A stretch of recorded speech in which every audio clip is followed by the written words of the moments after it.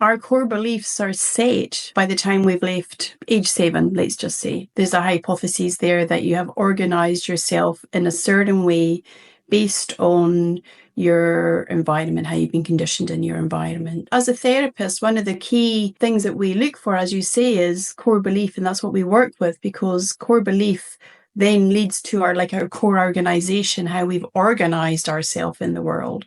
And I know that you want to talk today about the histogram, so that's something that you might use in your clinical practice. Many different things can inform your core beliefs. So 100% true that by the time we're about 7 or 8 years old, a lot of that kind of just the foundational base is there.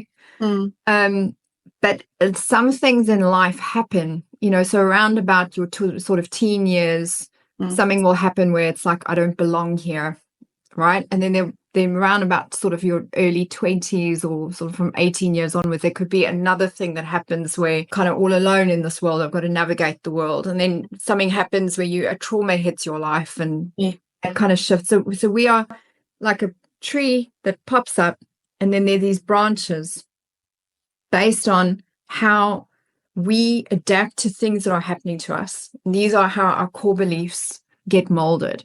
So a histogram is something we use primarily in trauma therapy. So we take a kind of timeline of your life and say, all right, well, what were the high points and the low points of your life? Can you kind of sort of, when were you born? And if we take an entire timeline, what can you remember? Some key events.